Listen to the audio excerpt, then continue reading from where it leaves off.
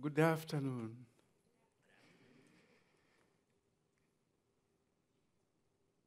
Yeah, I should begin by thanking you for coming to this presentation to hear our story in Uganda with the Madi South language. Now, but I also wish to say I'm so much humbled. You know, hearing right from this morning the way that God has been working, I feel, well, we are just starting. We should have started long ago. And just like Willis Ott said, asked, where have you been all this? So I'm just humbled to hear what to have heard all this information since morning. And the morning devotion was a special treat for me. Now, there should have been 4 or 5 of us presenting on this project, but due to visa problems in Uganda, it's only 2 of us who came, and my colleague is not yet here. Maybe he's in, David is right at the back. Yeah, so welcome again. I'm so happy to be standing here after Gil giving such a refreshing kind of presentation. I feel so refreshed. So our story is that we have had the Uganda Southern Madi with that acronym, SNM, but rather difficult to say. So we normally say the Madi South Render Oral Bible Translation Project. And I should apologize. I have a very short presentation for us this afternoon. And maybe it will be good to be short so we have time to exchange ideas. So a case study of a 2-year Render OBT project from September 2016 to September 2018.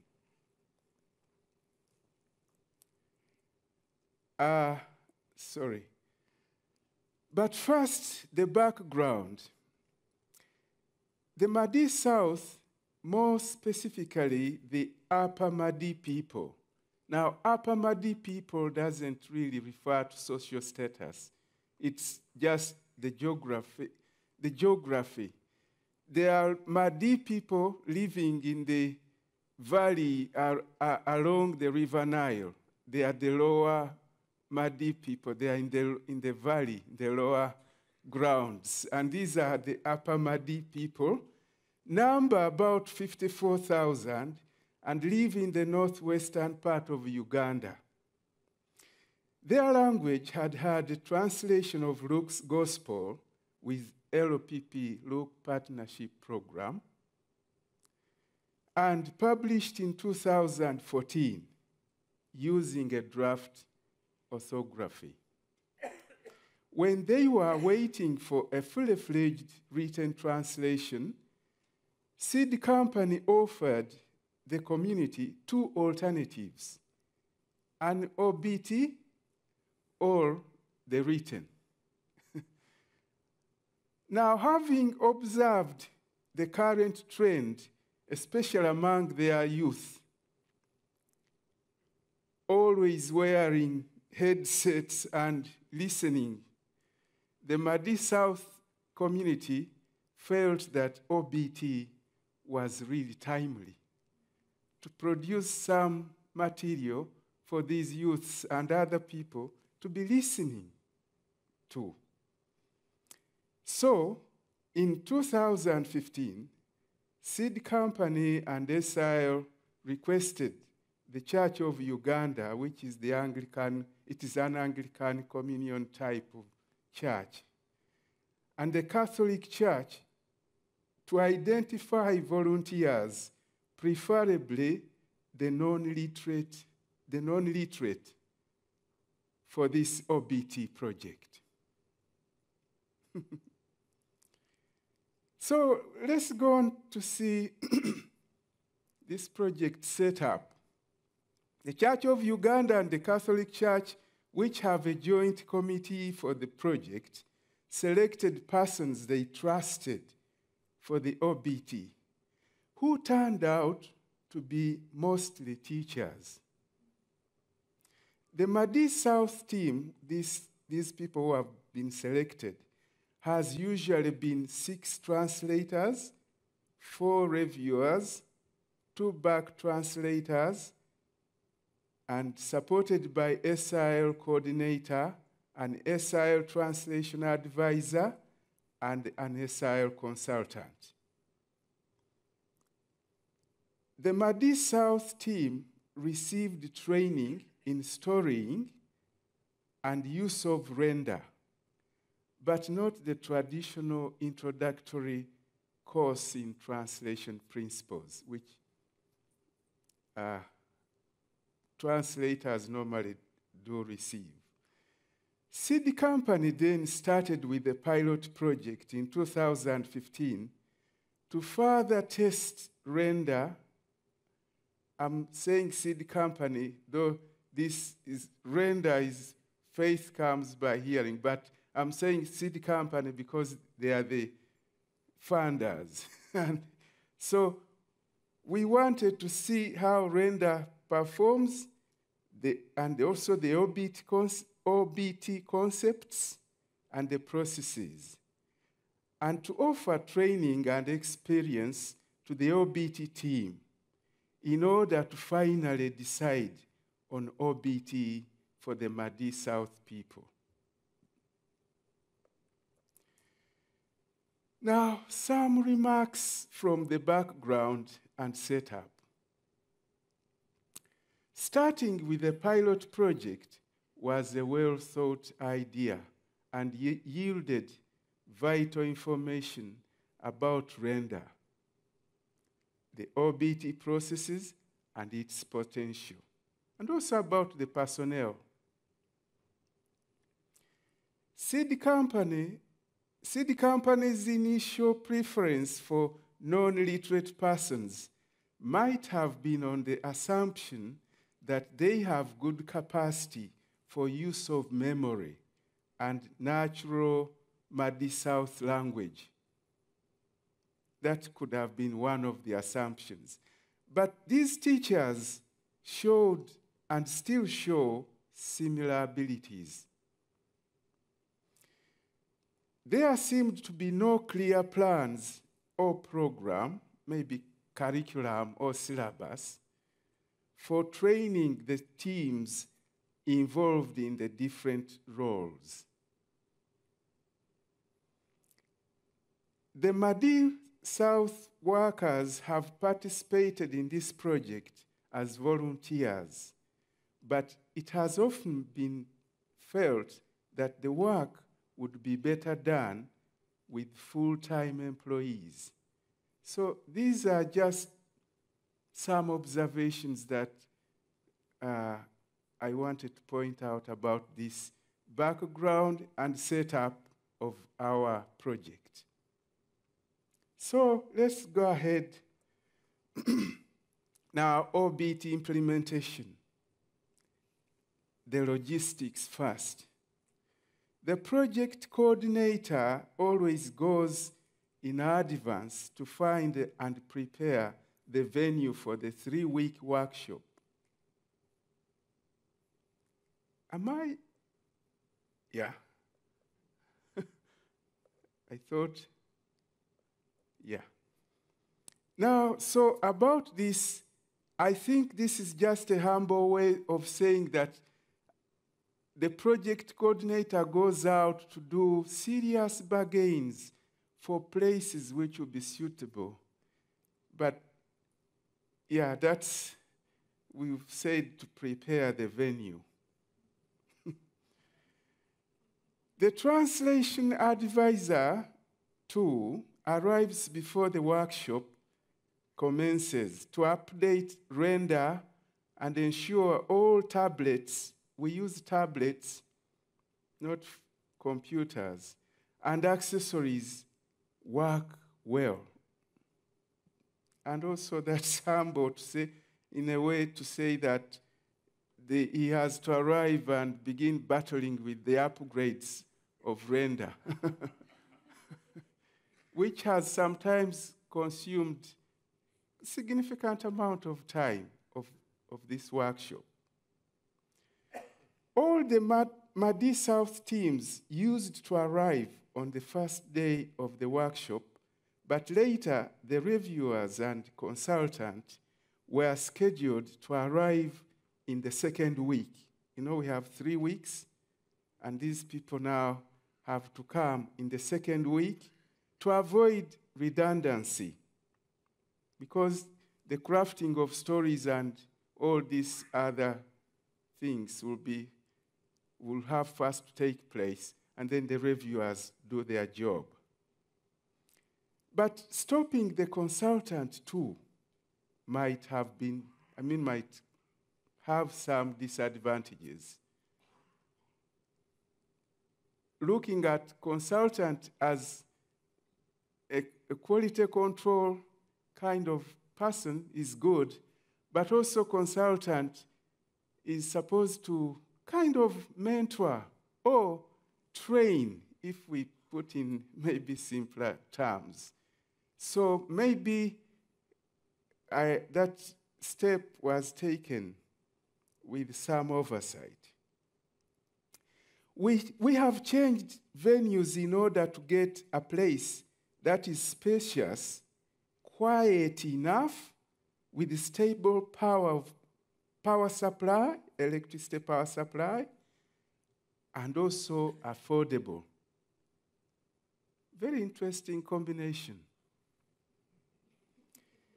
Electric power interruptions and software problems have been major causes of a significant time loss at all workshops.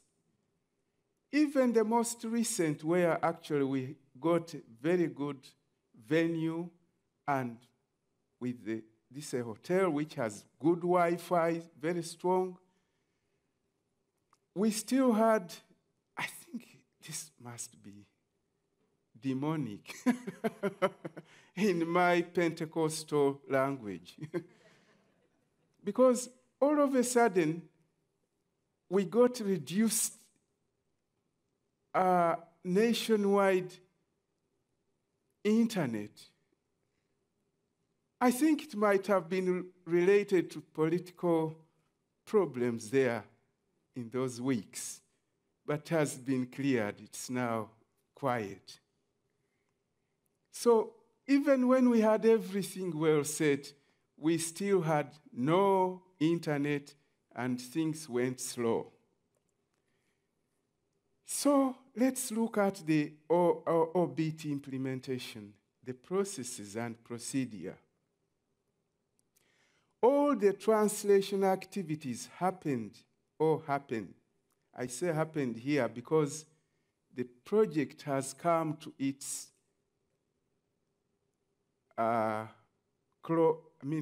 winding up the first phase. The first phase, the first 2 years are over. So sometimes I'm not sure whether to use present or past tense. So they took place happened only at the 3-week workshop, 3 times a year during school breaks. Because the teams, now I say teams, because each department is called a team. Translators are a team. Reviewers are a team. Back translators are a team. So the one team is constituted by these small teams. So they are still in service, they are teachers in service, volunteers. The TA offered IT render support and support for the teams. So he doubles. He helps settle key terms issues before I'm called in, and he also discusses other translation issues. The facilitators, who are also translators of this team, used the translation TW resources, Translators Workplace resources, for help over unknown concepts, key terms, figurative speech, and these translation issues. Translators progressively improved on internalizing, crafting stories, translating key terms and figurative speech, and doing peer review and community setup for reviewers. I'm sorry I didn't give a prior process of how our render works, how the render works. But for more information about render, we will have some other time, I think. Reviewers were always around to listen and identify the clarity and naturalness needs. The back translators progressively improved their skills in back translation. When we started, we didn't have real-time sessions of first training each of these teams. So that's why we keep talking of progressively improved. And so back translators sometimes would come up to argue with the translator, you shouldn't have said this in our language. And so they would get entangled. But that has calmed down. Now they know their role. Each one knows their role. So we come to checking render OBT. The consultant worked via render to listen, only via render to listen to texts and account, especially for the reference text-based keywords, figurative speech, tense and aspect issues, textual internal relationships, and other grammatical issues. He would call in reviewers whenever he needed further clarifications in these areas. We checked and approved about 20 sets. That's about 300 verses at each workshop, and 900 verses in 9 weeks. That is a full year now, 3 workshops. To the effect that we completed Genesis, which is 1,396 verses, and almost half of Exodus in 18 weeks, that is 2 years. Thanks to the Lord. We often discussed before the translation sessions, just like at a drafting workshop.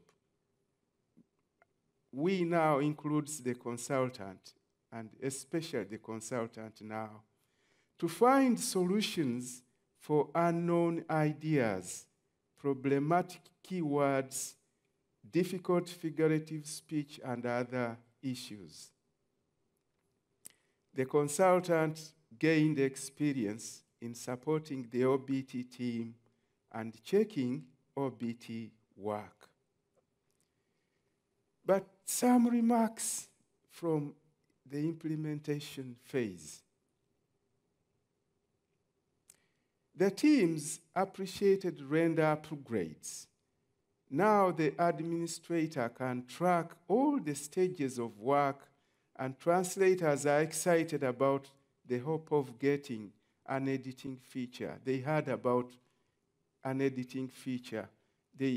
And because that will save them having to retell the whole story in order to correct just a small portion, sometimes a single word.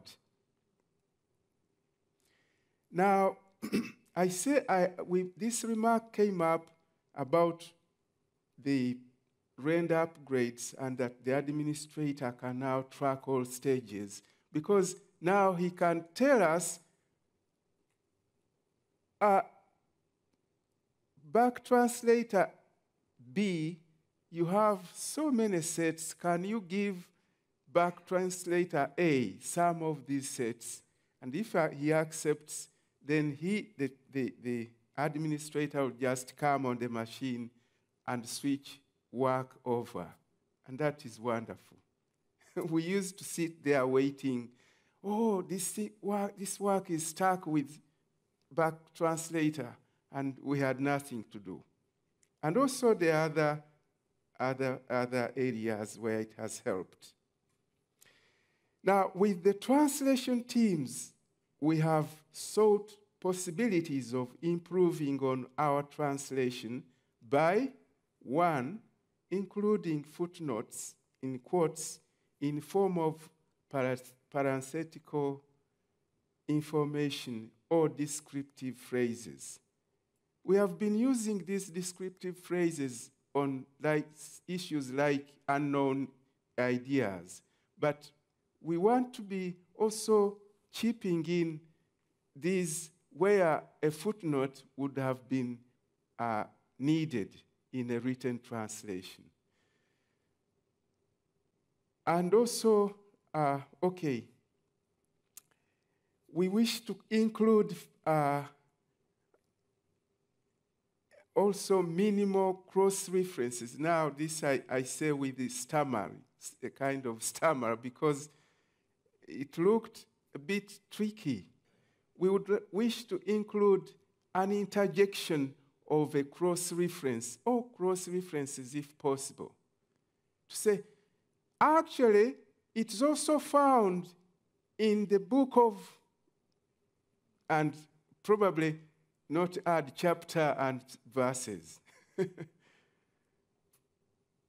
Another thing we would like to add is to vary the speakers, the speakers' voices, we should have said, to suit the different characters. There is some word missing here, the speakers' voices. Because we see that probably it will help to make the story more moving if we have Mary not in a masculine voice, Mary speaking. Well, so we have been debating those issues and trying to find what system we should use.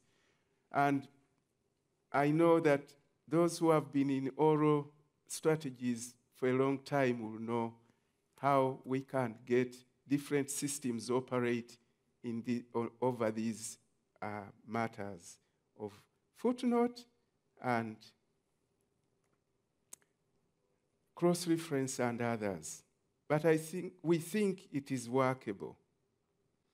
The teams, however, have had serious concern over having to miss their families, especially children, during school breaks and come for the OBT workshop.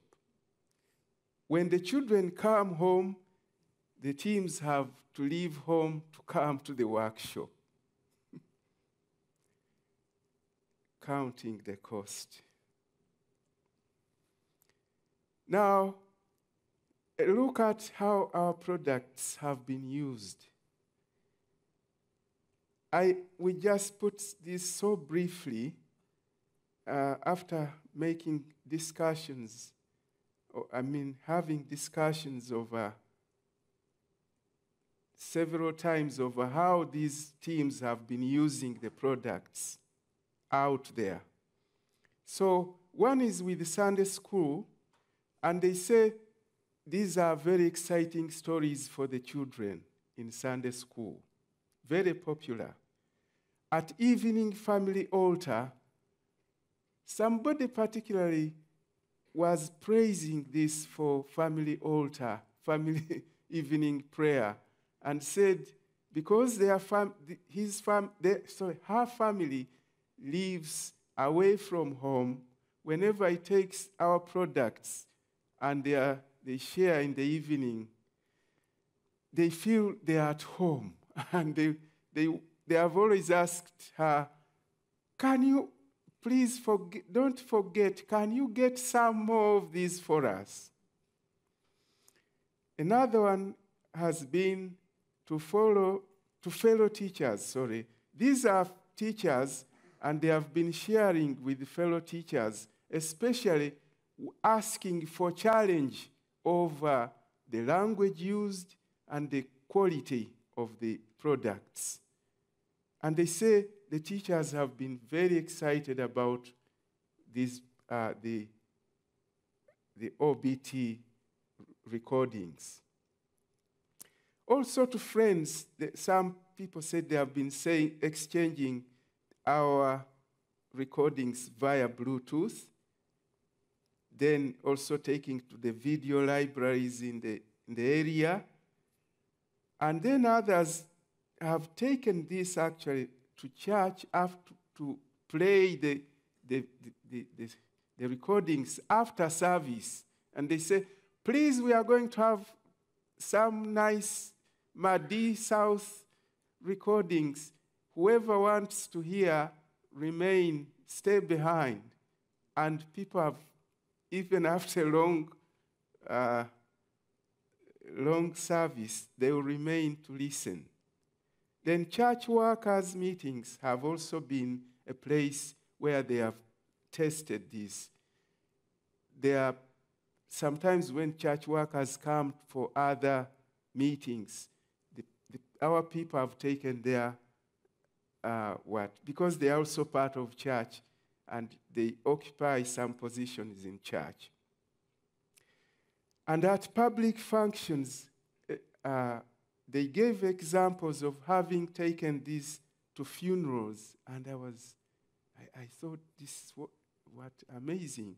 If people can stop to listen, that's wonderful.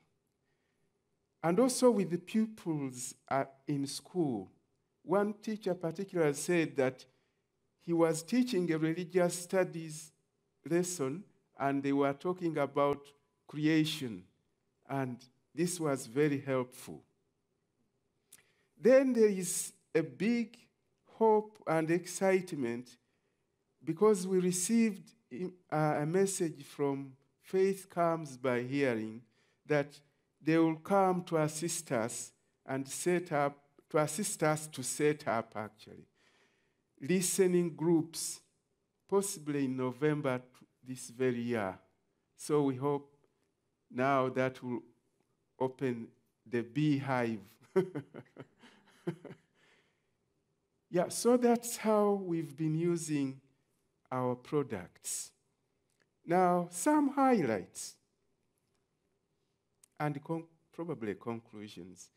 OBT tends towards a meaning-based translation, and the soundness of the internalization procedure seems a major strength of it.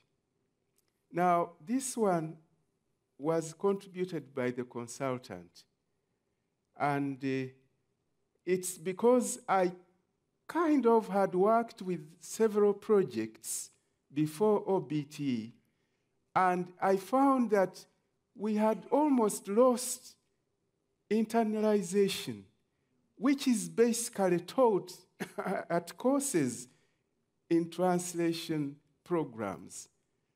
But nowadays, probably due to pressure of time, we just jump into, sharing the work. If you are 2 or 3 translators, you'll take chapters, this, I'll take this, and then you start, translating. Now, but surely internalization I think is what should make the first meaningful step. Because internalization is actually exegesis, understanding the meaning of whatever you're going to translate. So that's a highlight. OBT makes good bridging for a language just coming to the written translation. It's just like weaning a child, weaning people from oral tradition, and you want us to simply jump into studying the written scripture. Probably it would be wise to start with what we are used to the oral communication of scripture, and then take us to the whatever version that you have produced. But those are thoughts. OBT is relatively cost-effective with no orthography requirement. I think we have seen that happen. Of course, there are other things also that may not be necessary, but I didn't touch them because we are still on shaky grounds. Things like pre-publication checks, final checks for books, I think we don't need them in OBT. But we will have to find ways of establishing consistency. It's not running away from quality. It's just that for the time being, we have produced Genesis without pre-publication checks, which sometimes consume time. Is our time over? I had some. We appreciate the faith comes by hearing plans to add an editing, I shouldn't have said and editing, an editing feature. Could it be possible, please, to include inserting or interjecting, footnote and cross-reference information? We just imagine that probably if there is editing feature, maybe that's a place to place in these other extra textual information. The pretty natural OBT products demand relatively less processing effort, and yet fairly engaging in all the community. Now, we are here referring to less processing effort and also engaging in all community. All community, we mean all, whether young, old, educated, not educated.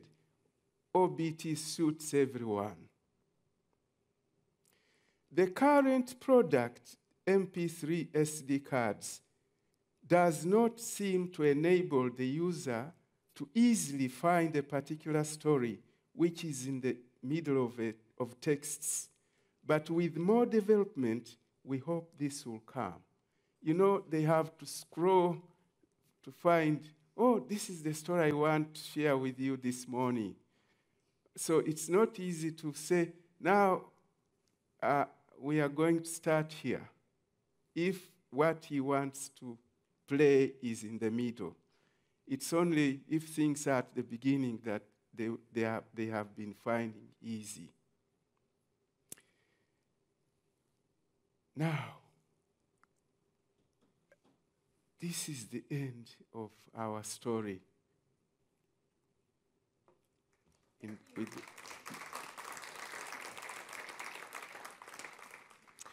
Good afternoon. My name is Sofia Tranefelt. I am with SIL Ethiopia, and I'm here to facilitate the discussion. Thank you, Samuel, for this very clear and insightful summary of a real OBT project. And I think you have really shown us the reality of such a project with all its opportunities, but also challenges when it comes to internet access, translators who want to stay with their families during breaks and other things. We would like to open up for questions or comments to Samuel.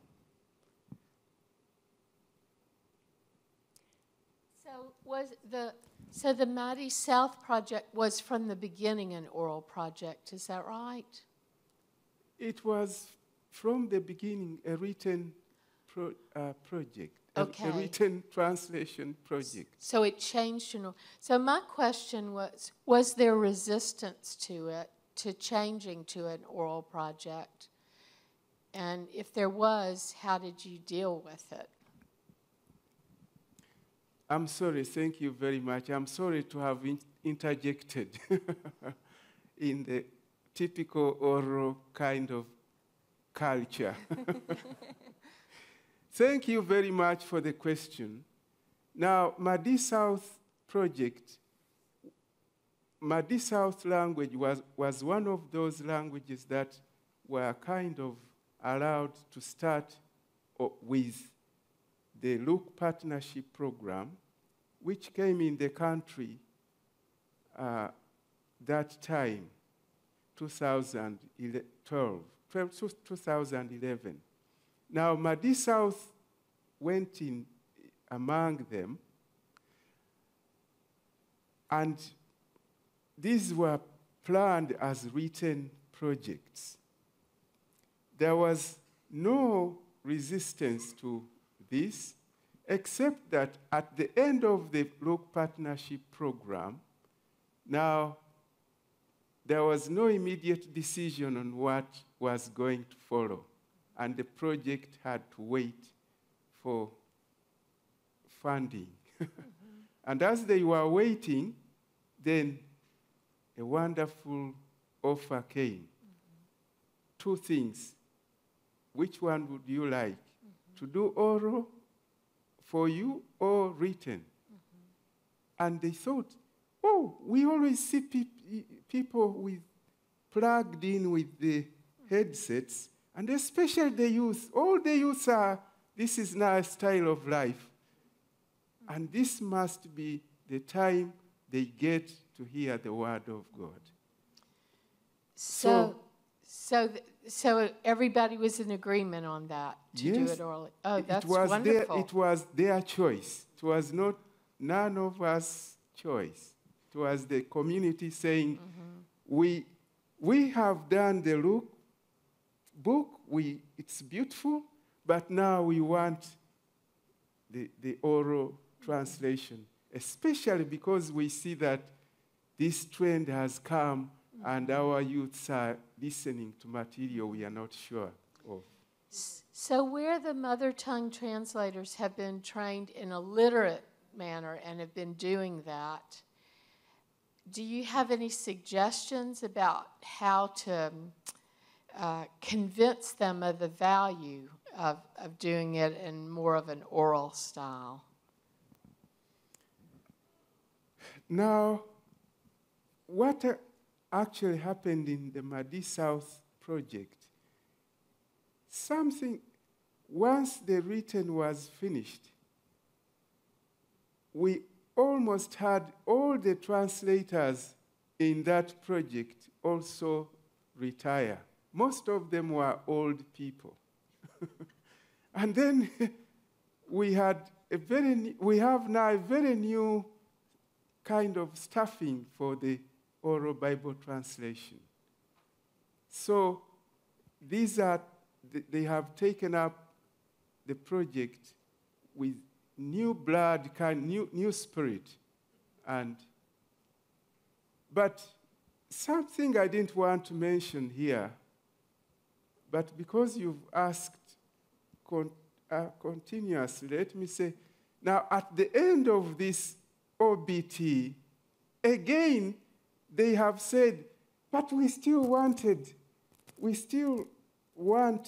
the written. we still want the written. So if there is opportunity to go back to the written, please, we want to go. And I haven't brought in much background about this for you just to think for yourself. I don't want to bias you with some of the background, but that's what has happened. So they say, please, if there is a written, we would wish to go back to the written. I don't know if I've answered fully. Have you considered just transcribing the oral one to get your written translation that way? We haven't sat to plan that. This is a very recent thing. That's why I say I hadn't wanted to say some of this. We are now waiting, and we have the CD company authorities here, probably. Until they say, okay, you can do that, we'll support you if you wish to do that. Yes, please. Yes, thank you. A very interesting presentation. First of all, I've got several questions. I'll just ask one for now. A reciprocal of that idea is, has any effort been made to make an oral product or an audio product from the Luke translation that had been done earlier? Has that been recorded so that people can listen to that too? And if so, is there a difference in the style in the translation that was done traditionally with writing and one that was done orally? Thank you. Now, we haven't, I don't have the planning information, but it seems they are happy with oral products, and if there is the ability, if there are provisions, we will do the oral products, even for the book of Luke. But, you know, the book of Luke is a translation, and probably we will have to do again a translation, not oral recording. Am I getting? Is that? Maybe you asked something different. Can I probably hear again? Yeah, my point is, if people are interested in an audio product that they can listen to a recording of, and the Gospel of Luke has already been completed in written form, then I was wondering if an audio version of that translation has been made. If so, what was the reaction? And as a linguist, I'm curious to find out what is the difference in the style of the two products, one that was done orally and one that was done in a traditional written method. An audio recording has already been done, because at the end of the Luke Partnership Program, all the languages that were in that program got both the recording of their text and also the publication of the book. But I haven't really received the feedback, and I don't know why, about the audio recording of Luke. But it is there. Now, why I got mixed up in the first time you asked is actually it's about the Luke book itself that we received the feedback that people were saying it's difficult to read. But I think we have no single reason for it. Maybe there are several reasons. One of which might be because of tone writing, which the language is very tonal. And because of tone writing, it is a new kind of, it presents new challenge for reading. But that made me get mixed up the first time you asked. But the audio recording of Luke is there. But we haven't received the feedback because these OBT materials are Old Testament. Now, we haven't had any feedback about how they are received in comparison with the audio recording. I hope I haven't again missed. Yes, please. Yeah, you mentioned, I think, that time pressure impacted the internalization process. Is that correct? Okay, I said it, yeah. Trying to find the reason why some of the projects I've worked in, though they are with trained translators and they know about this and they have consultants behind them, they don't do that phase of yes, I said so. Okay, I didn't want to necessarily focus on the cause, but is the effect that, is there an obvious impact on the quality of the translation when internalization isn't followed the way they were taught? Yes, I don't know whether I'm being biased, but I see that there is excitement. In fact, it is expressed that when these products now we produce with the internalization, they are different quality. And teachers in one school have demanded for these products, saying they really are different quality. Yeah. And to me, I have tended to associate it with the process which it goes through. Yes. Thank you very much, Sam. You mentioned the need for the translators to get more training in translation principles, or that there was a lack of that initially. Just curious to know how you covered that gap throughout the project, or if it was covered at all. Thank you very much. Now, I made this remark, I call them remarks intentionally because some of them have been raised for discussion. Not that I have any conclusion about it, but one of, as you say, I said they received storying and render use training, but not ICTP. Now, it might be an issue for discussion because training for OBT has some discussions going on behind what should be, what's the syllabus for translators, what's the syllabus for reviewers, what's the syllabus for, so it's not yet decided.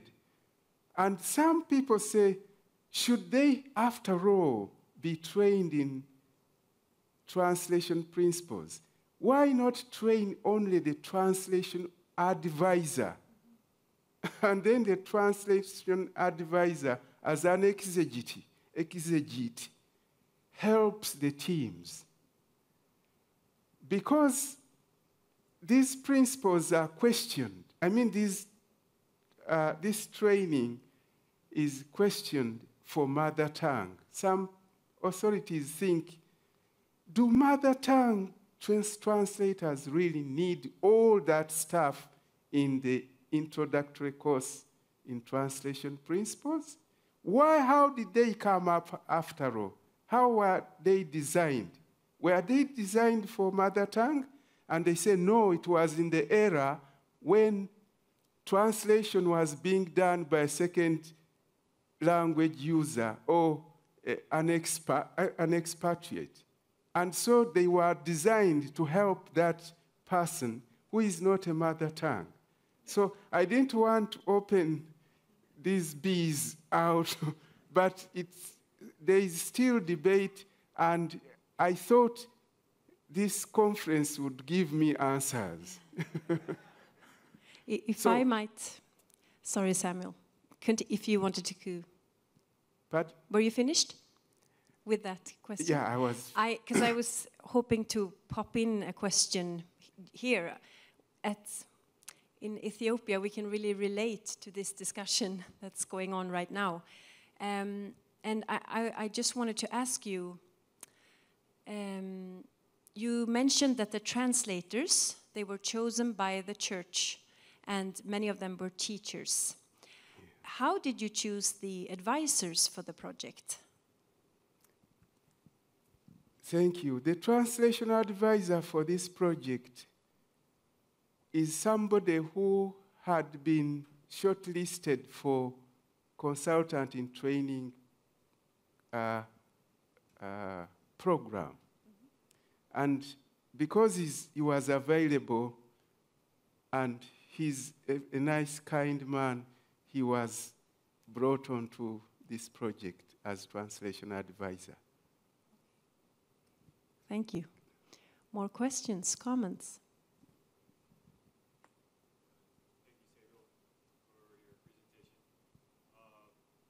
Has to do with peer review. In the context that I work on in, it's very difficult in the relationship-oriented society to give feedback, and it creates personal problems in that. How have you found the peer review to work? Are they giving good comments back and forth? Is it useful? Is there issues in relationships when that happens, or people getting hurt feelings? Just like to hear how it goes for you. Thank you very much indeed. This, I think it's a cultural problem. I don't know. I think our culture, some of our cultures are non-confrontational. They don't want to say, you are wrong to do that. Unlike the Western. And so it's true, I've always complained to myself because I'm on a render. How could this come as far as this point? This should have been picked up from the peer review. Why didn't these other translators see that their colleagues had, taken things wrongly? But I think sometimes that is influenced by, how will I challenge this, my brother, about this? Or probably, I don't know, experience or training might be, to give the integrity, to know that, yes, I know this, and this is the right thing. Shouldn't translate like that. This is how it should be rendered in our language. But surely we get, I sometimes see, by the way, as I mentioned, I work with render and keep getting just the discussions over software.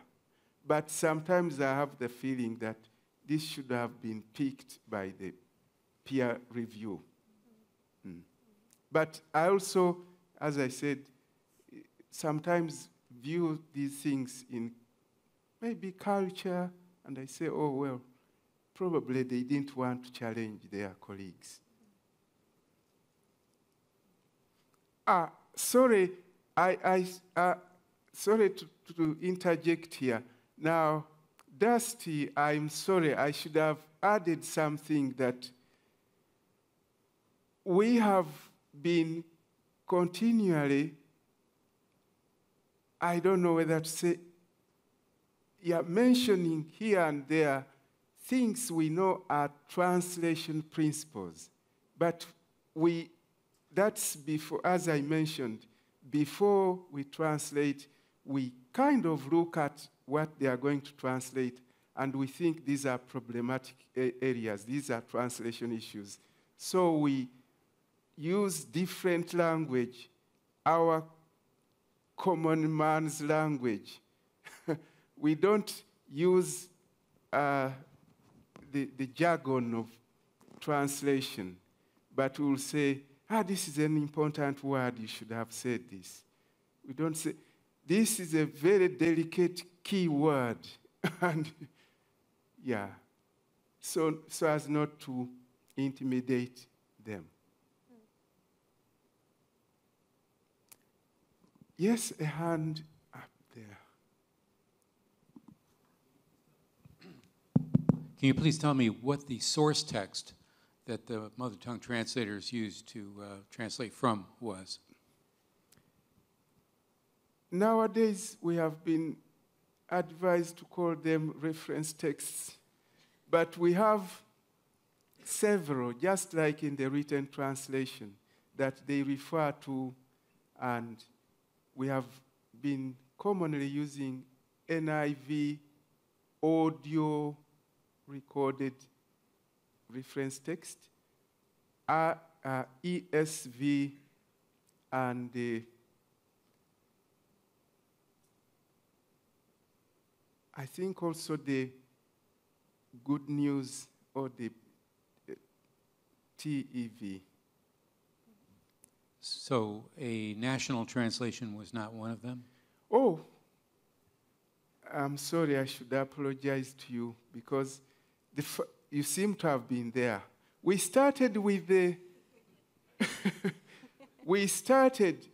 with a language of wider communication text. In that region, they have a language which first received scriptures and became popular in the area and was so influential. Now, we first used that, but later, they started complaining that they were being kind of forced to take a language and words which they didn't really think were Madi South words or even expressions because of using this text. So they said, no, take us straight to these other English versions because this is influencing our translation. Now we are looking like we are just the other language which has been language of wider communication. They thought they were going back, getting another version of that language. So they said, no, we don't want it to influence our language. We are ourselves. Those are others. Thank you. Yeah.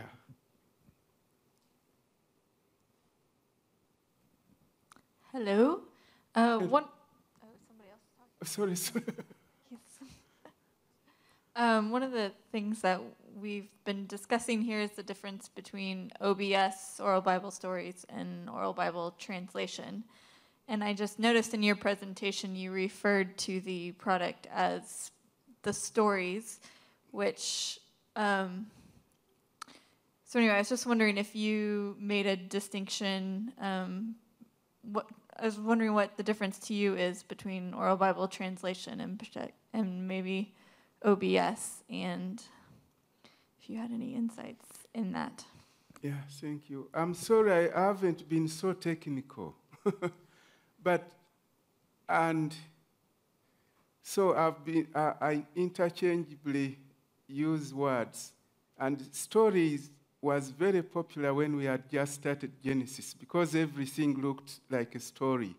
But we have also done Exodus, and some of the things are difficult descriptions of the tabernacle and everything. Now, so we are doing oral Bible translation. Now, oral Bible storying is a bit different from what we are doing in that we are interested in every detail, not minding how detailed it is. And also, as I said, wanting even to have these footnotes and cross-references. Because out there are so many voices saying, why do you say translation? Okay, but we are trying to get standard translation.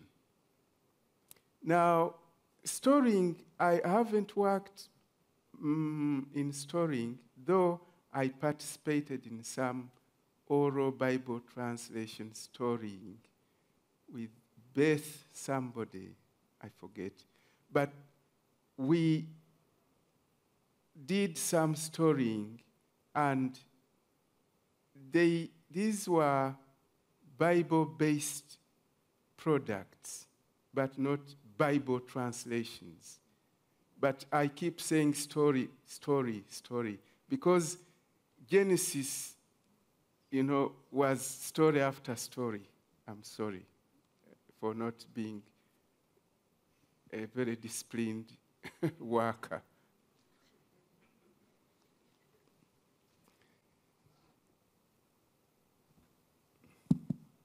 Thank you, Brother Samuel, for the presentation. Will you please share something about the scripture distribution plan in your project? How do you plan to do that? Thank you very much. I should admit that distribution, we have no professionalism about distribution. As I said, we have great joy to hear that faith comes by hearing, is coming to do something that will help probably establish this. Now, the distribution has been simply participants or these workers, volunteers, taking the MP3 SD cards and finding ways to play the word. But there is no systematic plan yet.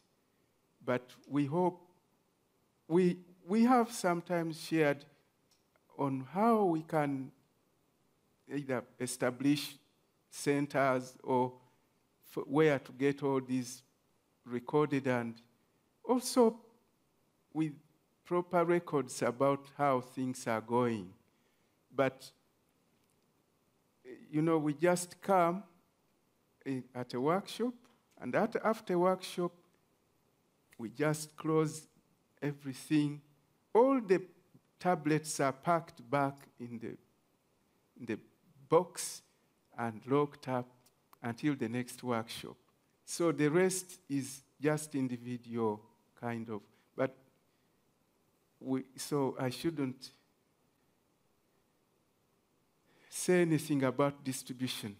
That's why I humbly listed those few places where we have used them.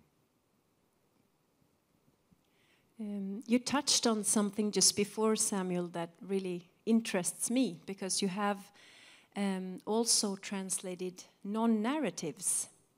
And perhaps some of us who have not been engaged as many years as your team, I wonder, do you think that the OBT method is also suitable for non-narrative texts, like the ones that we can find in Exodus and partly also in Genesis? Yeah, I think so. I think the way I've seen the teams work, I'm not an expert, but I think this is suitable. And as I said, and I would challenge fellow workers, that the methodology aspect of it is clear. The recommendation is internalization by those fathers of translation. We have literature mentioning all this internalization. Somebody strongly said the conception is supposed to be from the source to the mind of the translator. Now, so we have all this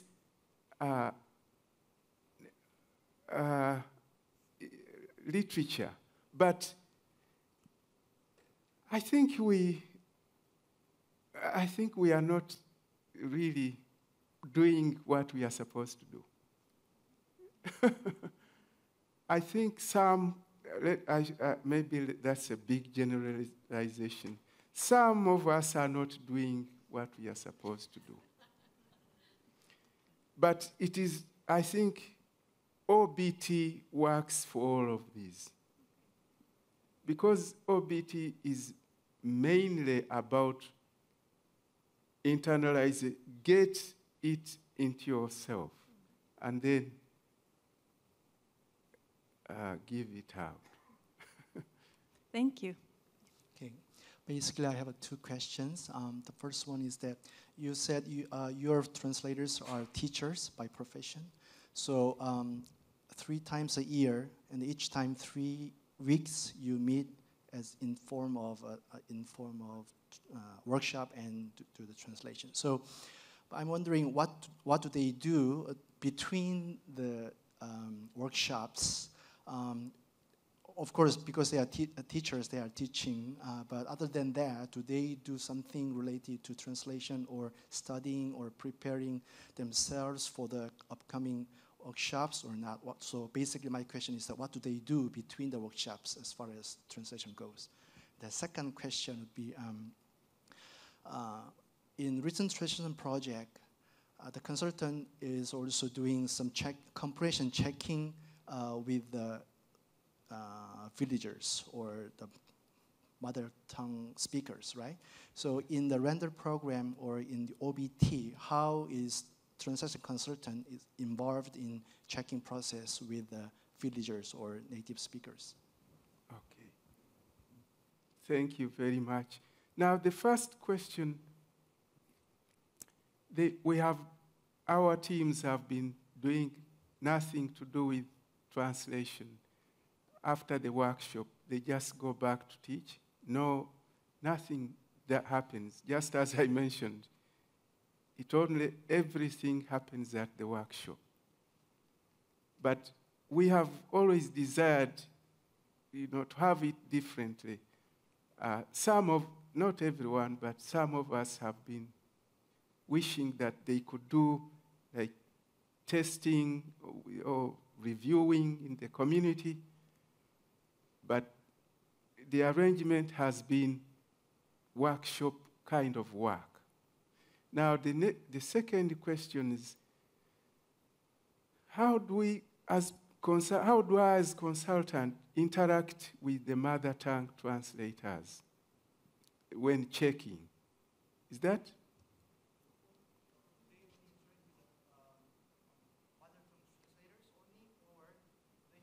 To interact with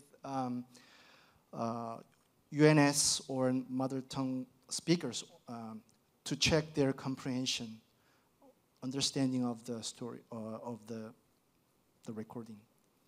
So is consultant only working with the only checking on the audio only that was crafted or recorded by the translators? Or do they have a chance to check the understanding of UNS? Okay. That's my question. Now, I confessed here that I've been working only through software. But at least I've been having two things. One, interact with translators before they translate, just like at a drafting workshop. Look at problem areas, problematic issues, try to bring them up to see if they understand. Not to lecture to them, but to ask, what does this say? And then, after the discussion, they go to translate.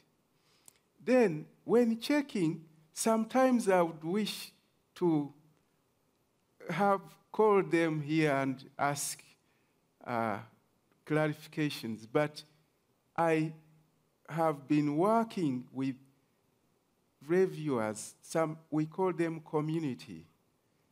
They also come to the workshop and sit there and wait for consultation from translators and also community testing and checking with them. The translators write questions especially designed for them, for the community, to see the comprehension of what they have translated. So they play the text and then ask them questions to see how they understand. So their feedback will then guide on whether to make changes, just like in the written translation. But I don't usually do that with the translators themselves.